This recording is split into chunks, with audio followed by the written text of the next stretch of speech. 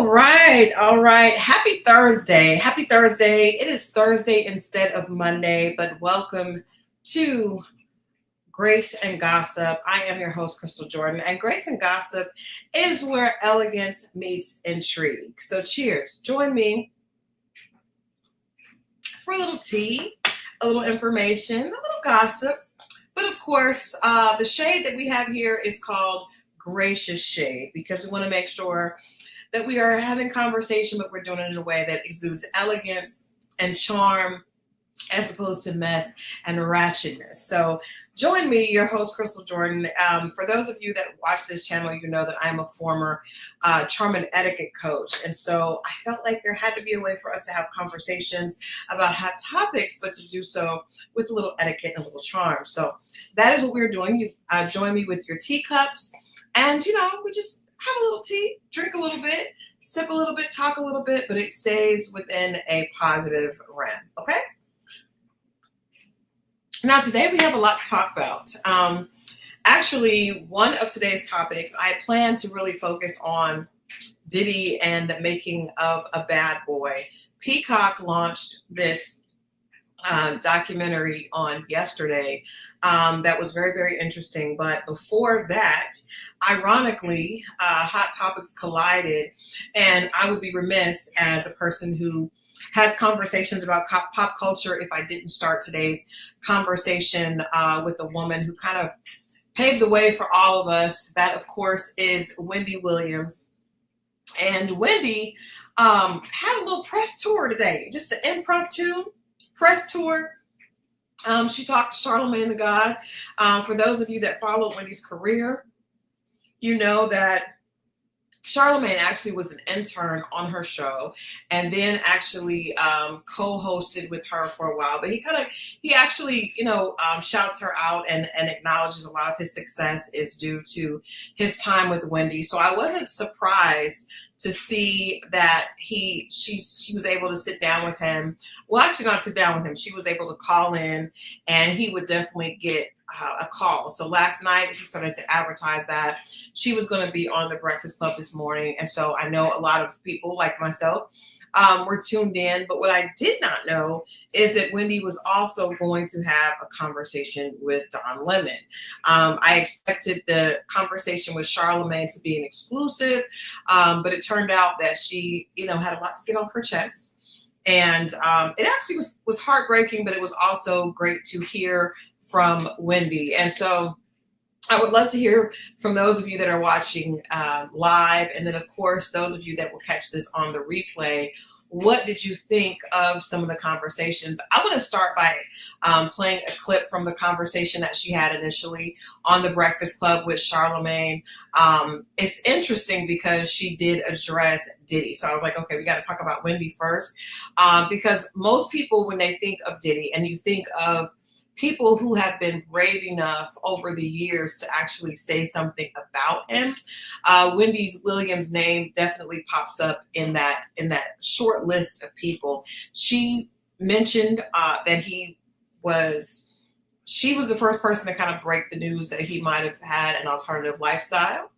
And she also was the one that suggested that he was abusive and several things. And after making those allegations, Wendy had consequences that affected her at Hot 97. This is a clip from her talking to Charlamagne earlier this morning. Got fired from Hot 97 years ago because of Diddy. All these years later to see where Diddy currently is. What do you feel about that situation? Hey, when I watch TMZ and I see the stuff that goes on, I'm like, oh my gosh. And then all of a sudden I see me on TMZ. You know what I'm saying? It's really weird seeing me on TV when I'm caught in this position. You know what I'm saying? The other day I was watching Cookout and there I am in the first opening scene. I was like, oh my God. Season 1, episode 13, there I am on Martin. You know what I'm saying? And as far as Diddy will go to prison for life, people. You don't know things that I knew about Diddy back in the day. And you want to know what? It's about time. Interesting. There's a lot of things that Wendy said today that were confusing, mainly about her conservatorship.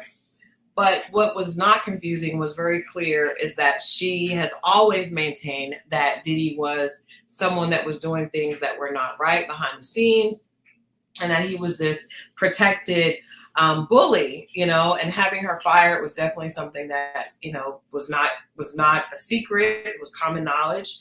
It was also common knowledge that she kind of came up with that catchphrase, "How you doing?" When she would kind of suggest that someone may be a member of the LGBTQIA plus community. That was something that she started with Diddy. Like, I know there were other people in Hollywood that she attempted to out, especially back then, back in the day where that was very different. But Diddy was one of the first ones that she mentioned as a member of the LGBTQ community on the down low. So it's just interesting to see all this come out and everything come full circle. Now, what was interesting, as I said, what's up, Tamasha? Hey, Tammy. Hey, Faithful Jones, and my girl Marriott. Welcome, welcome, welcome to Grace and Gossip. Thank you guys so much for tuning in. I decided to do this Thursday as opposed to Monday because I really wanted to talk about the documentary Making of a Bad Boy, which aired yesterday, January 16th on Peacock. So that's what we're talking about today. But I also wanted to start by speaking about one of my sheroes, Wendy Williams. In addition to speaking on The Breakfast Club this morning, she also talked to Don Lemon.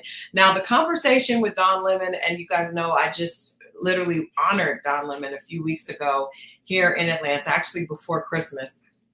But I felt like the conversation that she had with Charlamagne was a lot more respectful. I did feel like Don Lemon was doing his due diligence as a journalist, but I don't necessarily know if it was a safe space for Wendy. Let's take a listen to this and talk a little bit about their conversation as well. Are you incapacitated? Hell fucking no. Look, Alex, please address what has been going on with me. Alex, by the way, has actually been right here. She flew from Miami to New York, and she's been right here, and she sees the people. She sees the look. Okay, Wendy, I'm going to ask you. Slow down. Okay, slow down. You don't believe you're incapacitated. The Guardian has said you're incapacitated permanently and that you have dementia. Yes, and you frontal aphasia. You want to know what? Listen, and I don't know how much I can talk without being punished. You know what I'm saying? And I won't be able to see my dad, and I won't be able to, do anything, and I'll be stuck in this prison I'm in for the rest of my life.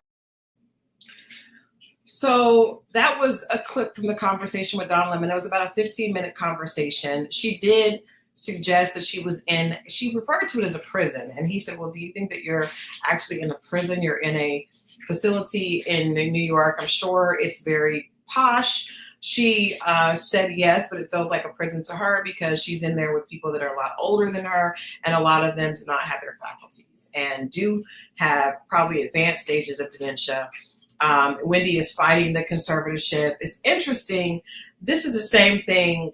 Well, not the exact same situation, but it's similar to what Britney Spears went through. And I will just be bold enough to say Britney Spears needed a conservatorship. Okay. Fans, were excited about Britney. Of course, Britney is a beloved figure. Wendy Williams is as well. Britney had a huge pop audience, and the documentary that was put out caused a response. And so the conservatorship was lifted. And since that day, I believe every day since the conservatorship has been lifted, Britney has been dancing with her pelvic bones out via Instagram, looking directly at the camera, saying things that are very off base, right? And so, mental health is a real thing. And I think that, it happens to anyone. There's no respect of persons. So just because you are a famous person or you have a lot of wealth, that does not mean that you may not have to deal with some of the same things that, other people with different jobs are going through. I feel like very much, being a celebrity publicist for over 20 years at this point, I've learned that, the only thing that separates celebrities from anyone else is the fact that they have a very different job, right? So it's not going to keep you from getting sick. It's not going to keep you from experiencing pain, experiencing loss. And so we see that these people are dealing with some of the same issues that the rest of us are dealing with, but it's just harder sometimes for people to imagine that because they do have access and, so much wealth. In both of these situations, they have amassed a large amount of money. But I do think that Britney Spears needed a conservatorship. And honestly, listening to Wendy Williams, what's up, T. Marie? Listening to Wendy Williams in both those interviews, I do believe that she needs to be protected as well. I don't necessarily understand a conservatorship. Like, basically what I know about that is if someone is in charge of you and you don't have the ability to spend your money or make decisions about where you're going or what you're doing without that person giving you permission, right? So they have power of attorney. Wendy mentioned that she's not able to spend her money on her own. She can't go to Sephora and buy makeup. She can't, go to the mall without, having this woman sign off on her money. Now, was not clear in either interview, she kept referring to Alex, we know is like one of basically her handler, but it's interesting how this particular person was put in control of her funds and her basically her livelihood, because she cannot go anywhere or do anything without this person being involved. Now, a lot of times people would say that's wrong, but without understanding the full scope of it, I mean, I would hate for Wendy to use all her money. And there's, allegations that Wendy had a drug problem at one time for a long period of time. And so if that is the case, then I can understand something being put in place. There's a reason that this conservatorship has been put in place, right? It's not for no reason. There's definitely some underlying reasons that are factual, that are substantially based in why she is not in control of her money and why she has to be in this facility. Now, for those of us that saw the documentary that aired on Lifetime, first there was a movie, and I actually interviewed Wendy for the movie. You can go back in the archives and see that interview. And that interview was a bit strange because we were talking about the movie that was coming out on Lifetime, and Wendy, she took the conversation where she wanted it to go. A lot of our conversation had more to do with her ex-husband and what he was doing at the time than it did with the movie. And I empathize with her, as you would any woman that's going through pain and is, lost the love of their life at a time that's really difficult.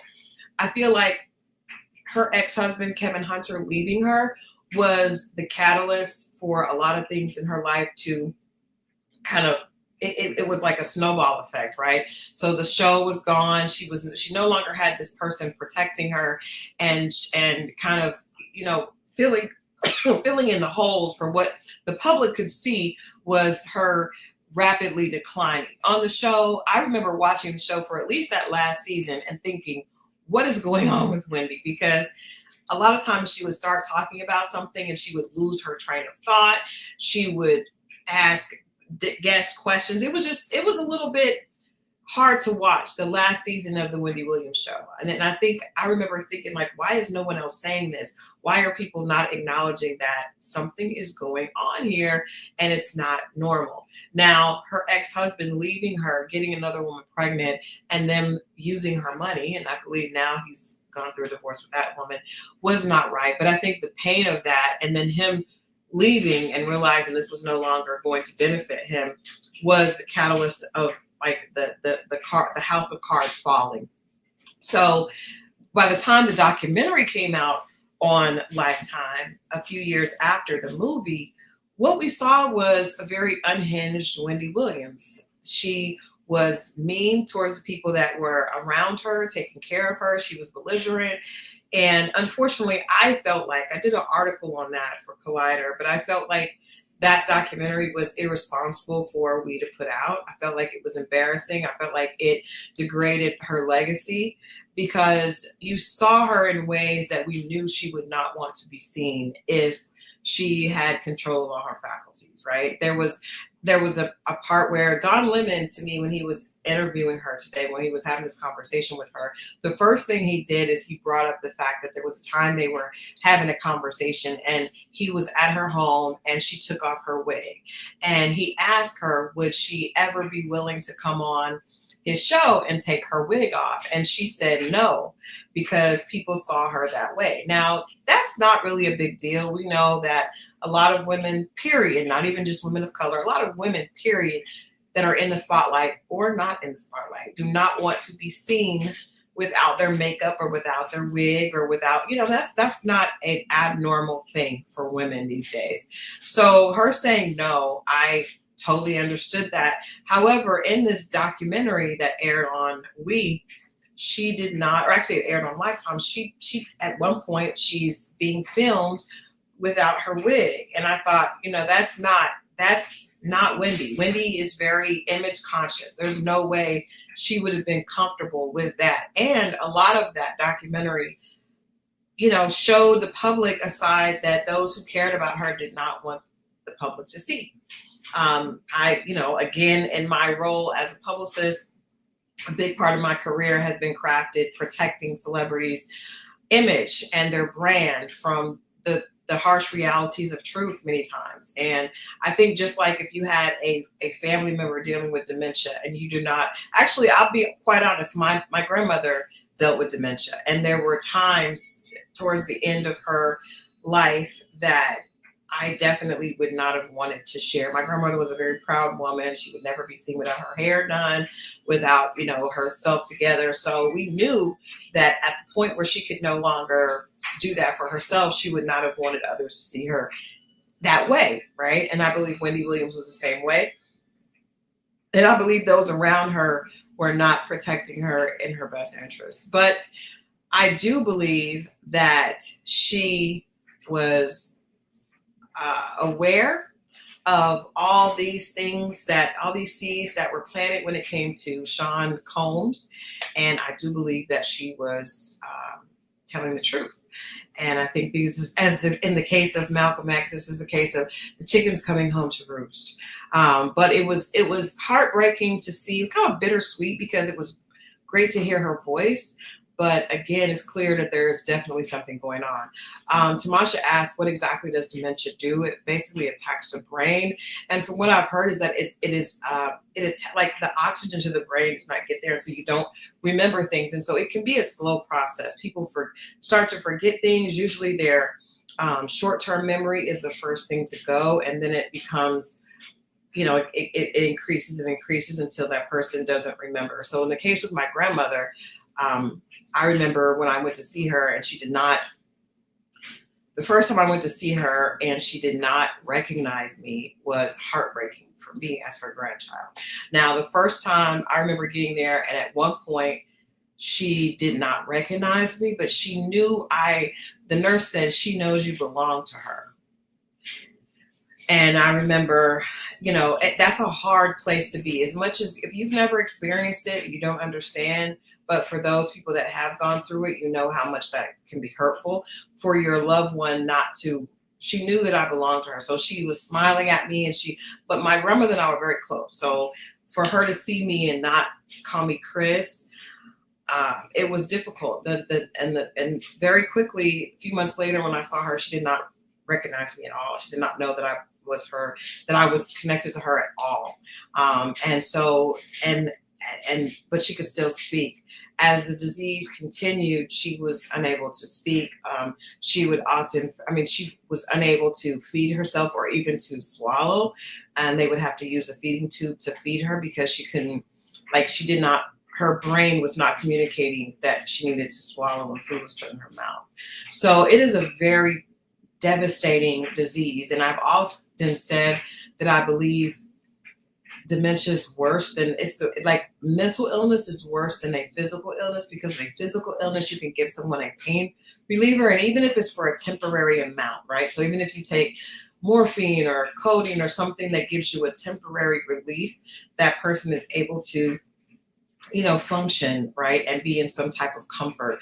But with dementia, the person, there's not anything that you can give someone to bring their memory back. And they also do not have, I knew my grandmother she would rather have not been here than to have been in the state that she was.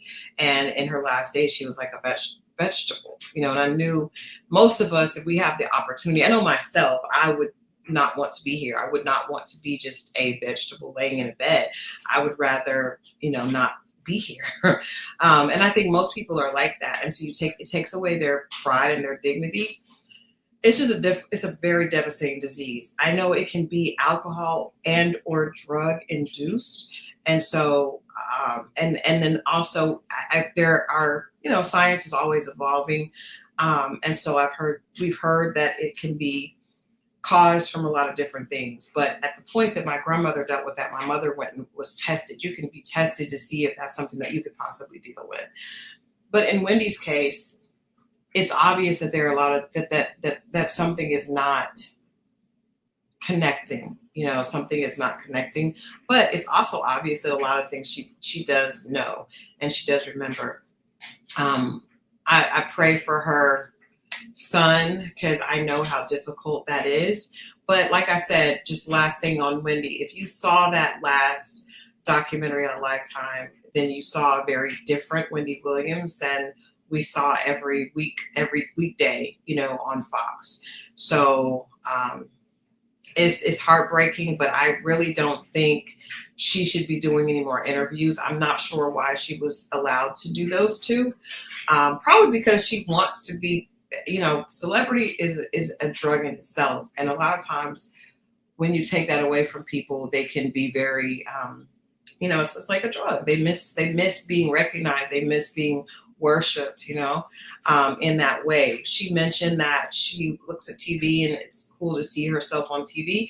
My husband and I were just watching Martin the other day, and there's an episode where Kim Fields is his co-host and they meet at this radio convention, and you see Wendy Williams in the first scene at this radio convention. And it was, and she looks, she's the Wendy Williams that we all knew and loved from Hot 97. So, she definitely made a mark on pop culture. She's one of the reasons that we're having this conversation today. But I do hope that she is protected in the way that she's not doing those type of interviews, because I don't think anything good comes of that. But moving on to Making of a Bad Boy. I don't know if you saw the documentary last night that streamed on Peacock. Actually, it was available yesterday, so I watched it yesterday evening in preparation for having this conversation today. And anyone that was a part of pop culture, I would say I had less than 6 degrees of separation with Diddy, because I did media training for members of Making the Band. And then later in my career, I represented Kalina with Dirty Money. And so there was a lot of, I didn't necessarily interact with him a lot. I definitely had small interactions with him, but from media training the members of Making the Band with Freddie and the group, and then representing Kalina from Dirty Money and interacting with Don as well, definitely was around a lot of what he did. But I think anyone in the business, it would be difficult to be in the entertainment business, specifically with urban entertainment, and not interact with him or Bad Boy, right? That Bad Boy was at one point the biggest influence probably on commercial Black music, because his image and his what he represented superseded just Black culture. He became pop culture. And so I'm going to play this trailer, and then I'm going to talk about my opinion on the documentary that aired on Peacock last night. I want to speak about this now because I've witnessed everything. I think Sean Combs can get away with anything. I've known Sean since he was 4 years old. That's my little bro. He already knew what he wanted. I can be your manager, just give me a chance. I went to a lot of puffy parties. These were the parties that you needed exclusive access to get into. He thought that if people fear him, they respect him. Honestly, I didn't want to be around him unless there was cameras. Nobody's shooting me. Nobody's shooting me. Nobody's shooting me. When Puff was around, it was like, uh-oh, get it together or this could be over. You got me acting crazy in front of all these people. Something is not right with this. I've been with Sean for quite a while, and I've captured a lot of moments. Anytime the studio or any rooms is red, it's making love and sex. Some of the ones who went in the room, for sure they were underage. They said they could ship me off and sell me to anyone. How did this superstar music mogul become an alleged monster? And I can show you how we have fun and stay out of jail, too. Whew. That was a powerful line to show y'all how we have fun and stay out of jail and make a lot of money, is what he said. Okay. The documentary was interesting. The biggest impact for me was listening to a childhood friend. Timothy was a friend that grew up with him. Now, I will say that a lot of the people that were talking, I didn't really necessarily think they were extremely relevant to the documentary, but his testimony and his narration was extremely relevant because he and his mother moved in with Sean Combs, aka Diddy, and his mother when they were young. So his father was killed. His father allegedly was a Harlem drug dealer and hustler, and was sold drugs to an undercover cop. And at the point that he sold the drugs to the undercover cop, story has it that he went ahead and gave up the names of some people that he was dealing with to save himself. And so he was killed for being a switch and a snitch. So this is all allegedly. At this time, Sean Combs, aka Diddy, is a tiny little boy. So his mother has all this money left from her deceased ex-husband that was a hustler. So she's engrossed in this lifestyle. But they have this big home, and so she doesn't want them to be in there by themselves. So she moves in another woman and her son so that Sean would have a friend, kind of like a brother, because he was the only child. And so Timothy and his mother move in. So they really do grow up like brothers. There's some pictures. He has a lot of pictures of them as children. What was interesting, one of the first things that I saw that was very interesting about this story is that you see Sean Combs at age 4, and he's dressed like a pimp, like he has rings on. And you guys, anyone who has had a 4-year-old before, I have had 2 children, so I have gone through age 4 twice. And it would be very difficult to get a 4-year-old to, especially a 4-year-old little boy, to be pristine with these rings on and a hat and a suit. And he's literally dressed like a pimp at 4. And that stood out to me because you don't see very many people go to that much detail with a child, right? And one of the things that Timothy revealed is at that point in time when they were younger, that his mother, Janice Combs, would throw parties at the house, and that there would be pimps, prostitutes, drug addicts at the house doing, for all practical purposes, the old school freak off, right? So people would be, engaging in intimacy and all types of things in the home. And I cannot judge on that because I am the product of my father grew up in what they called in Toledo, Ohio, a cat house.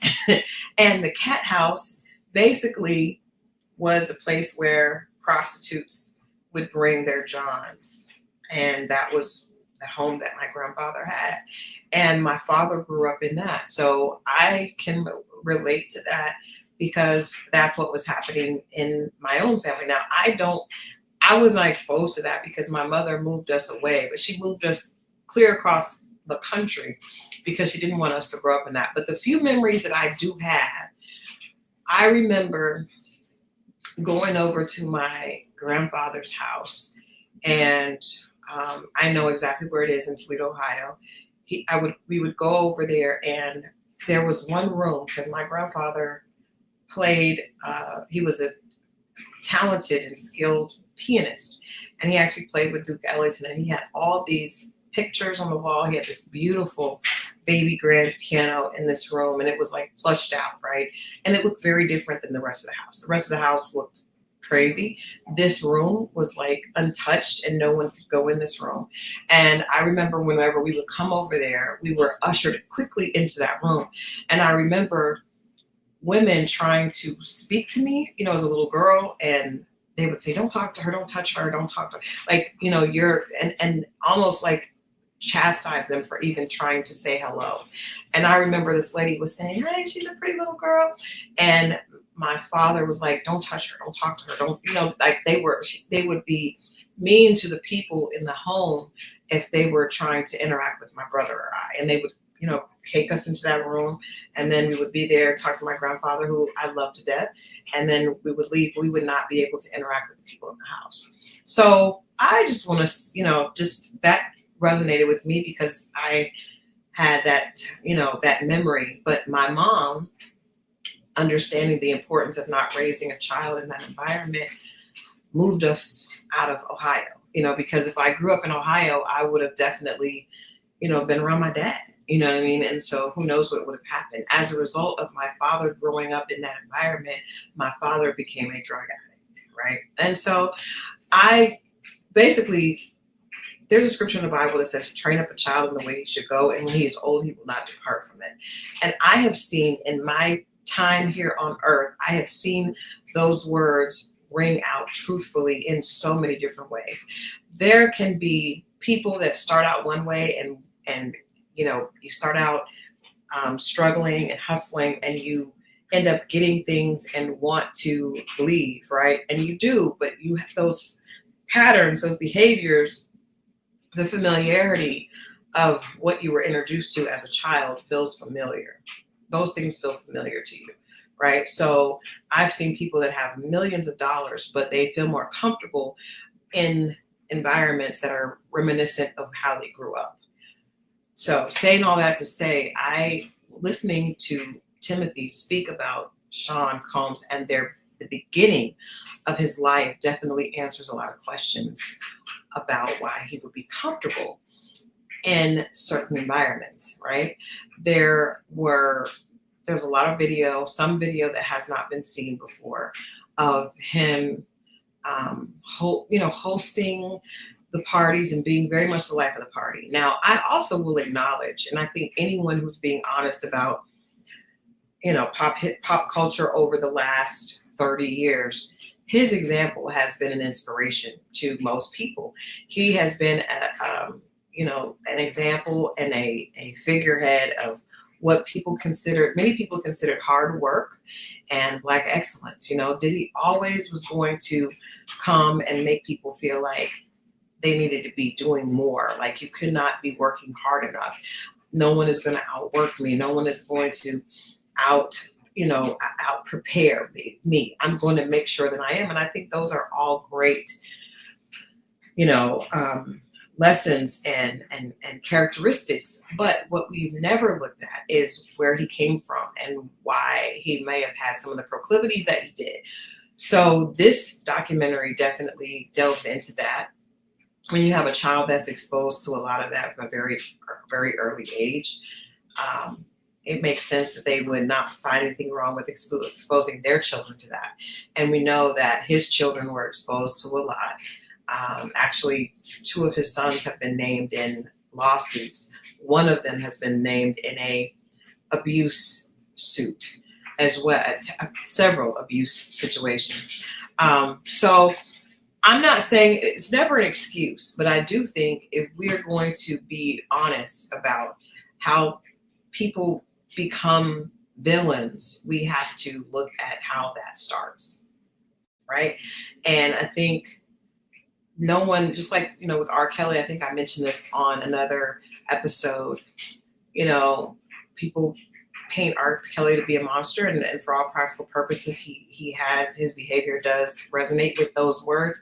However, no one protected young Robert Kelly when he was little. He was molested and he was abused, and so abusers grow up to be abused, often grow up to be abusers, because otherwise it would be very difficult to just be monsters are created. They just aren't formed. Like the human mind and order and behavior, it would be difficult to beat someone and to abuse someone at the level that these people are doing it if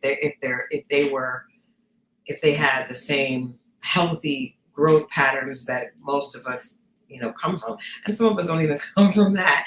But I can say for my mother to foresee the trouble that could cause and to move us out of there was, I'm so thankful, but there are so many people that were not. So again, not to excuse his behavior, but I do think it's an explanation of it. I think Timothy had the most powerful testimony, if you want to call it that, in this documentary. That was a side of him that we had not seen. I also did talk about a few months ago, Diddy attended a Catholic school where two of the people that were in power during his time there were convicted of abusing children. So I think all this information is relevant to what happened and what was allowed to happen. Now, the interesting thing is, I will say, and I think I've said this before on this channel, being a celebrity publicist and working with the caliber of clients that I do, I don't believe there's any such situation in Hollywood where there's not abuse, where there's not people taking advantage of their status. I think it's very normal, unfortunately. I mean, I hate to say that, but I feel like it's extremely normal for people in power to be corrupted and to take advantage of their situation. I also think that it's extremely normal for people that make the decision to sacrifice their sense of self, their pride, for the opportunity to be close to or to be successful. There are a lot of people that would give anything, including their dignity and their self-respect and their health, to be close to and to have the ability to be around success. And so I've always believed that there has to be some accountability taken on both sides. As a young woman, I got into this business right before I turned 30. And so there were numerous opportunities for me to have a different story. But I was taught that if I put myself in certain situations, that I bear the brunt of that result. And so I didn't. I didn't. But I know that a lot of women who have told me that they think I'm stupid for not doing some of the things that I could have done, right? Because I probably would have been further in my career. I probably would have been considered more successful, right? So I do think, as you said, Tamasha, it is a way of life, and it is very accepted and is very normalized at a certain level. I don't think he is an anomaly. He's not an outlier by any means. The only thing that makes him different is the level of success that he had. But trust me, I have seen people that are at the lower end of the totem pole, if even on the pole, using their connection to someone who's 2 steps above them to get people to do things that would definitely be considered illegal and considered abusive, right? So I've seen that done from the man that is the friend of the friend of the friend, right? And so at the level that Diddy was, of course, I don't think that it's not, to me, it's weird that people are shocked, that people are intrigued, because it's just such a very normal part of this business.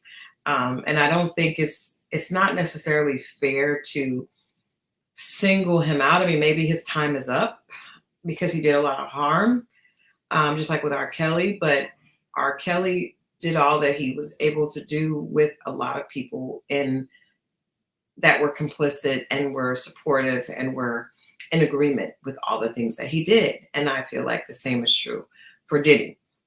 Now, in the documentary that aired last night on Peacock, I'll Be Sure is in the documentary. And I just want to say this.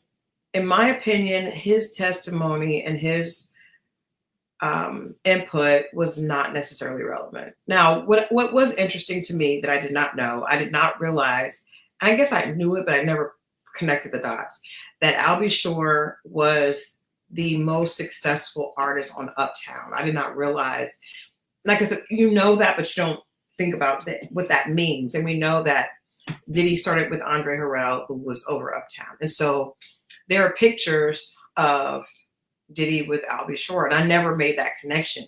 Also, what I did not know that is revealed is that Kim was in a relationship with Al. I knew that part, but Diddy saw them together and said, I want a girl like that. I need a beautiful girl like that. And he already was with Misa Hilton, who was the mother of his son, Justin. But he wanted Kim. Everyone said that when he saw her, he was just smitten. And so he basically aggressively pursued her and ended up winning her from Al B. Sure. Now, that is admirable because you got to think about how big Al B. Sure was at that time.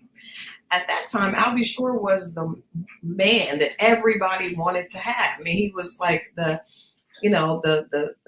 sexy R&B guy, bigger than life. And for Diddy to come in as an exec and take his girl, that's some pretty good game. I'm just being honest. That's a pretty good game because usually the artist is the pinnacle, right? Like, imagine if Usher's A&R took Usher's girl. Like, where'd they do that? You know what I mean? Most women want to be with the artist more than the person behind the scenes. So for him to do that, that was interesting to me. But not only did he take his woman and made it his girl and took his son, he did clear up the fact that Quincy was not officially adopted by Diddy, but Diddy did take ownership of him. And I feel like, understanding that history, it had to be a little bit like of an ego thing because he was working for Al B. Sure at Uptown. Then to take his girl, everyone's talking about it, and not just take her, but take her and start raising your son.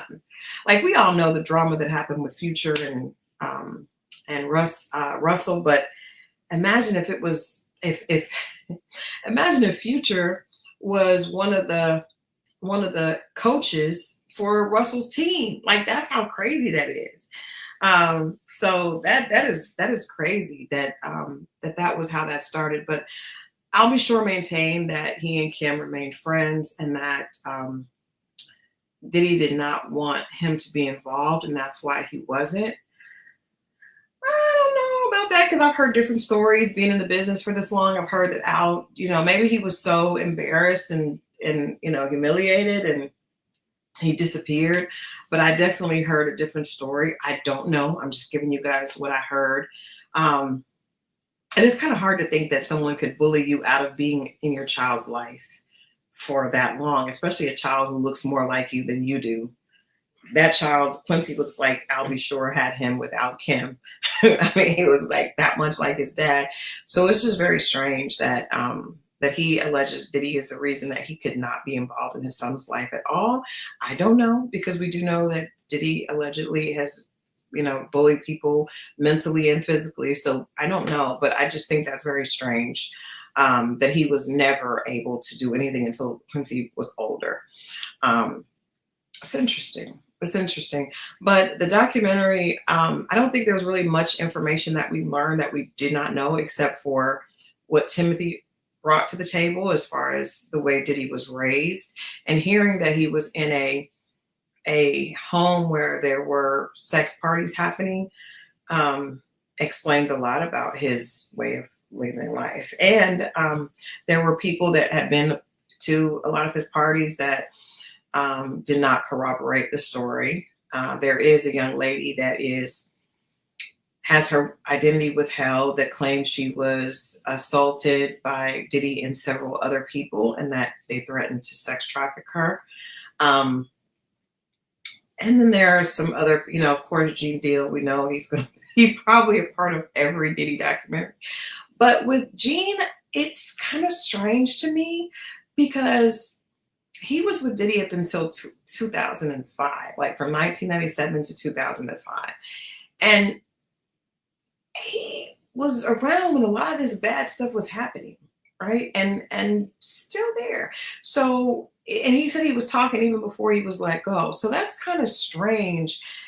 You obviously weren't as upset about it when it was happening because you still were there. And I understand that we all have to work and make a living, but it's just a little strange that you would be this passionate at this point when you were getting paid, you were on the payroll, you were around, and you saw this bad stuff happening.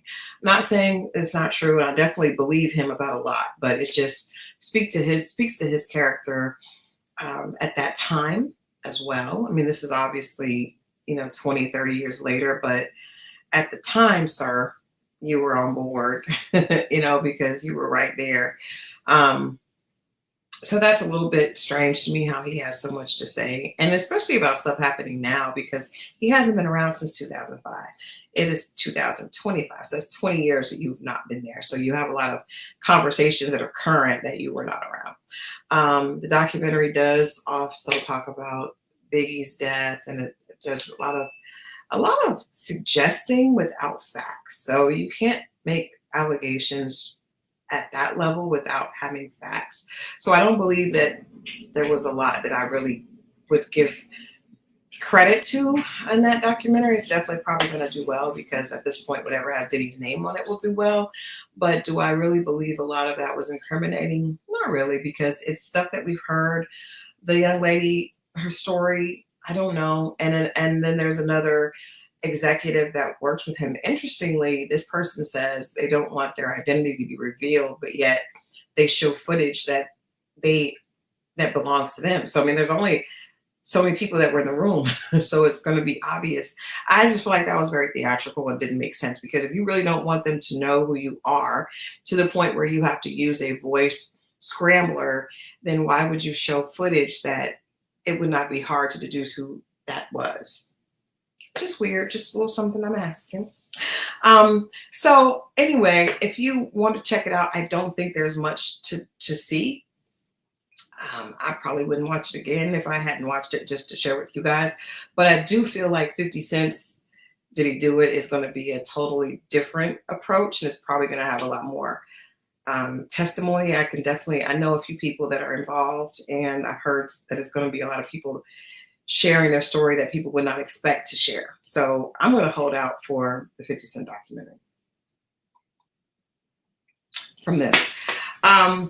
Last thing I want to talk about today, and you guys please stay tuned, because right after this, I have a very moving conversation with Tashira Simmons. Tashira is I call her the widower of DMX, but they were not married at the time that he passed. But we all know that DMX and Tashira were together most of their lives. And trust me, it is a conversation you do not want to miss. So stay tuned for that. But I want to talk a little bit about Married at First Sight, because I'm irritated. I think I've told you guys that I'm kind of over Married at First Sight. This is Aikichi and Imen. And I thought they were so cute at first because they both have these African names. But their relationship, along with most of the rest of the cast, has went from sugar to shit in a few short weeks.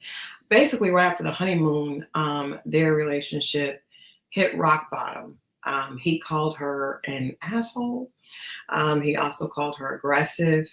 And what's interesting to me is that she continues to call him her husband. Like, I don't know, what do they do to people on Married at First Sight? Because to me, I've always been like, if he don't want me, then I don't want him, right? And I think that's true in many cases. If that person doesn't want you, leave them alone.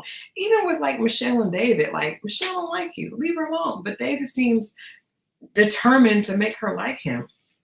And then seems determined like, that's my husband. That's like, girl, he don't want you. He's not your husband. This is a social experiment, as our good friend Scorpio Mo explained yesterday. A social experiment. That's not your man. Like, that's not your man for real, for real. But she's locked in and like determined and like taking the same energy that she probably uses as a nurse practitioner and is applying it to, not letting go of the relationship. And I don't think that works. I was thinking, I was like, maybe he just doesn't like her. But then I looked at this clip that I'm going to play from when they first sat down with the experts after their wedding. And it's clear in this clip that he did like her at that time.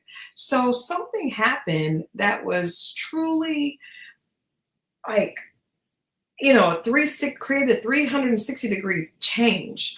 So let's check out this clip. Up, guys. How are you? Give us a little bit of info on what it's been like. What did you think when you saw her coming down the aisle? So my actual words were, damn, she bad. Okay, I love that. That means That's good. She's I got that. she's I got beautiful. that. What was the honeymoon like? The honeymoon was a great. Okay, so because at first I'm not a fan of his, right? I feel like he is an opportunist. I feel like he is on this show for the opportunity to be on TV. So many people want to be on TV. It's just mind blowing how many people think, and being on TV for one season is not going to change your. Well, I guess it could change your life in certain ways. But I definitely think that he wanted to be on TV. That was his motivation more so than falling in love, because we know that he tried out for Houston and we understand that. But looking at that clip, it's clear that he was really attracted to her initially. Like, his whole body language and everything is different. He seems very happy with her. Now he despises her, right? He despises her. So understood that she's very successful as a nurse practitioner. She's like in the top 10th of earners, right? And her house was very beautiful and just all that. What's up, twin? Hey, D-Glove. So we can understand that. But I just don't feel he would have gone from being so excited about how she looked, calling her bad and all this, to being like, she's an asshole and she belittles me, if there wasn't something going on, that we're not seeing. And I do know with a lot of the couples, they're smart enough. Singles are smart enough to not show certain things on camera. Am I saying that there's any excuse for Aikichi to call her an asshole? No, that's disrespectful. And Pastor Cal held him accountable for what he did. He was like, what has been your part in this? And he said, well, I haven't been disrespectful to her. And then he's like, well, did you call her an asshole? And he's like, yeah. It's like, okay, so I have been disrespectful. So he has been disrespectful, but I feel like there's something that she's doing that we're not seeing. Again, doesn't make it right. Just like it doesn't make it right that Diddy did any of the things that he did. He is definitely has become a monster, right? Even if not for anything but that video that we saw with him and Cassie. Even if none of this other stuff is true, that video alone makes him a monster. Even if nothing else is true, Aikichi calling her an asshole and attempting to berate her on television makes him a bad guy. However, I have a sneaky suspicion that Aikichi, that he is responding to, and them being very, and if you guys notice, Pastor Cal said she's not saying that she's not very overly, exuberant or something. Basically saying that she was very forceful in how she interacted. And we see that because he doesn't want to be with her. And she's like, no, I want to talk to him. I want him to come home. And second point, according to her Instagram profile, she is married. Now, rumors are suggesting that she got married 2 weeks after the show finished wrapping, right? Now, We don't know that. This is just allegedly. But if that is the case, then one of his complaints was that she just wanted a husband. She was one of those successful women that just wants to add man, water, and mix and have everything on my checklist, right? So I have the job, I have the money, I have the portfolio, I have the house, and I have the husband. So yes, that she's married to someone else. So allegedly she is married to someone else, not Akichi. Now she could have. Everybody has past. It could be someone from her past that she reconnected with, and that she was already. I don't know. But if she is married, then what he suggested could be true. Two things can be true. I'm a big believer that two things could be true. He could be an opportunistic narcissist, and she could be a lot. Two things can be true. I'm just saying. We'll have to wait for this to play out. But I'm just saying there's something wrong with this show at this point. These couples are so off. There's something wrong with this show. Pastor Cal, I like, but yeah, I don't think he needs to be an expert. Dr. Pepper, at this point, child, I don't even know what kind of marriage you got. You don't live with your husband. Not that that's wrong, but I'm just saying if you don't even live with your husband and you're making these couples move in together, child, that don't make any sense. You're making strangers, or you're a part of strangers having to move in together, and you don't even live with your husband. You're not the right expert for this show. I'm just saying. But anyway, I don't like it. We're gonna finish the season out because that's what we do. But I have a sneaky suspicion that MM is doing something off camera that we may not be seeing. But just the idea, and I say this to everyone, if someone doesn't want you, don't give a person more than one time to tell you they don't want you. Leave them alone. It's a social experiment. It's not real life. He don't like you, girl. I don't care why. Let it go. And I think we as women specifically, when a man don't want you, he's not going to change his mind. And that can be hard to digest, but the quicker you digest that, the better. So, MM, leave that man alone. Aikichi, don't come back on the show no more. We don't come back on the show no more, and we don't want to see you pop up anywhere else either. Okay? So that, yes, leave, get out. In the words of JoJo, leave, get out. Don't stay with somebody that don't want you. You're just embarrassing yourself. But with that being said, this has been the second episode of Grace and Gossip, where elegance meets intrigue. We talk about pop culture with a little bit of sophistication. Thank you guys so much for hanging out. We got some more things coming. Obviously, my set needs a little bit of work. I got my husband working on that because the set is a little off, but I'm excited about this season because we have so much to talk about with pop culture and doing it in an elegant way. So I will see you guys tomorrow.